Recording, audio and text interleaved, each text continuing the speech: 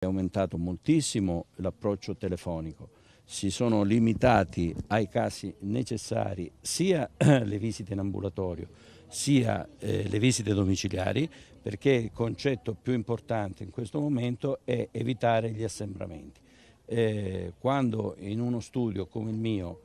dove siamo in 6, si presentano continuamente per 10 ore della giornata 30-40 persone contemporaneamente, capite che quello può essere un grosso veicolo di trasmissione del contagio. Attualmente la media di presenza dei pazienti è tra i 7 e i 10, una cosa molto tollerabile e tutto il resto viene fatto attraverso dei triage telefonici, verso un'aumentatissima disponibilità dei colleghi a rispondere al telefono. E attenzione, convincere una persona per telefono, cioè convincere nel senso spiegare, tranquillizzare una persona per telefono, qualunque siano i suoi sintomi, è un'operazione che impiega molto più tempo della presenza. Cioè,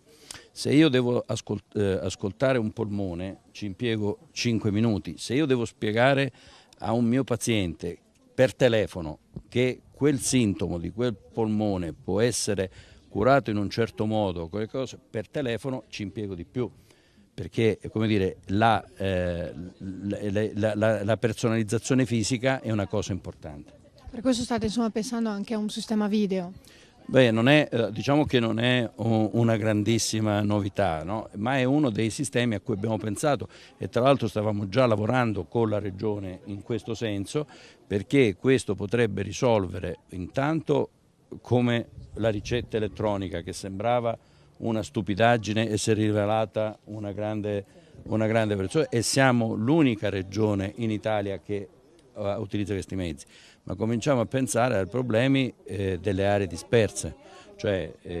fare il medico di medicina generale su aree disperse mi consente di avere un rapporto col mio paziente anche a distanza, il che significa che non lo visito, ma riesco a fare con questa visione una prima valutazione dei suoi sistemi. Ma è importante che dall'altra parte del video ci sia il proprio medico di medicina generale, perché tutta questa operazione si regge sulla questione della relazione, del fatto che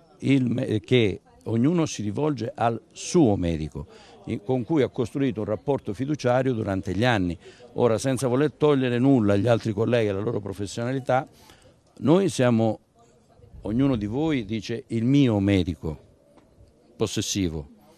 gli altri dice il medico dell'ospedale, e quindi questo non è una cosa semantica, ma è una cosa di sostanza che in questi momenti aiuta.